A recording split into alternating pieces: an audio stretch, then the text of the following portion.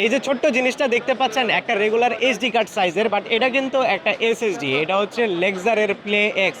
Compact যে ডিভাইসগুলো আছে, স্পেশালি হ্যান্ডহেল্ড যে গেমিং পিসিগুলো, অন্যান্য যত কম্প্যাক্ট ডিভাইস আছে যেখানে এসএসডি ইউজ করা দরকার হয়, সেখানে এই সাইজের এসএসডি গুলো ইউজ করা হয়। এটার ফর্ম ফ্যাক্টর হচ্ছে 2230। কিন্তু আপনার কাছে যদি এরকম ছোট্ট একটা এসএসডি থাকে আর এটা যদি আপনি যে ডিভাইসে কানেক্ট করবেন সেটাতে সাপোর্টেড না হয়, তাহলে আপনি জাস্ট এই ধরনের একটা এনক্লোজার নিতে পারেন এবং এটাকে 2280 ফর্ম ফ্যাক্টরে কনভার্ট করে ফেলতে পারেন। খেয়াল করুন, আমি জাস্ট এটাকে স্লাইড করে এটার ভেতরে ঢুকাই দেবো, দ্যাটস ইট।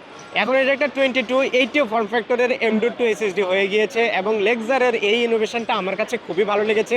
তারা আরও অনেক কিছু এনেছে কম্পিউটেক্স 2026-এ। চলুন আমরা একটা একটা করে এক্সপ্লোর করি। আরেকটা ভালো ব্যাপার হচ্ছে লেক্সার এইবার আর্জেন্টাইন ফুটবল অ্যাসোসিয়েশনের অফিসিয়াল স্পন্সরস। বিশ্বকাপে কিন্তু লেক্সারের নাম প্রচুর শুনবেন, স্পেশালি আর্জেন্টিনার ম্যাচে। এবং তারা শুধুমাত্র স্পন্সর করেই ক্ষান্ত হয় নাই, তারা খেয়াল করে দেখুন অনেকগুলো প্রোডাক্ট লঞ্চ করেছে আর্জেন্টিনার থিমে। ভাই এসএসডিতেও এআই অ্যাড করে দিছে। তবে এর আগে আমরা ছুরি কাছি টমেটো সব কিছুতে যে ইউজলেস এআই দেখতাম, এটার এআইটা মোটেও ইউজলেস না। কারণ লেক্সারের এই এসএসডিতে যে এআই ইউজ করেছে সেটা আপনার র্যামের ইউসেজ অনেকাংশেই কমাই দেবে, অলমোস্ট 40%। স্পেশালি যদি আমরা কোনো এআই মডেল লোকালি রান করতে যাই, তাহলে আমরা জানি প্রচুর পরিমাণে র্যামের দরকার হয়। আর র্যামের যে দাম, ভাই স্টোরেজেরও দাম বেশি, কিন্তু শুধুমাত্র যেসব স্টোরেজে ডিরেম আছে সেগুলোর দাম বেশি। আর এটাতে কিন্তু ডিরেম নাই।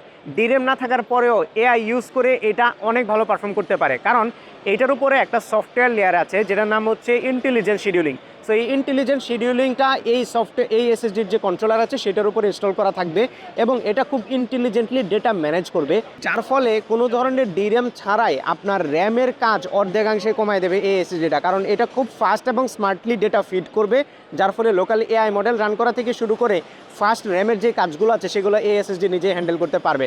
এবং এই এসএসডিতে লেক্সার ক্লেম করছে 40% ডিরেম রিডিউস হয়ে যাবে।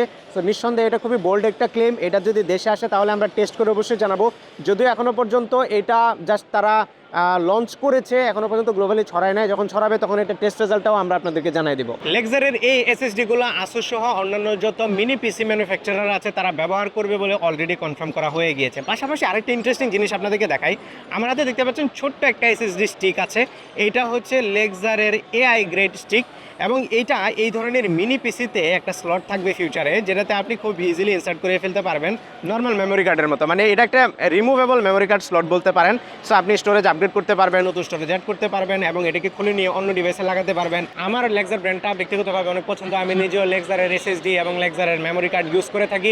আপনাদের এখান থেকে কোন প্রোডাক্টটা ভালো লাগছে সবচেয়ে বেশি, এটা কমেন্টে একটু জানায় দেন এবং কোন প্রোডাক্টের ডিটেল রিভিউ চান সেটাও জানায় দেন, তাহলে আমরা দেশে গিয়ে রিভিউ করার চেষ্টা করব।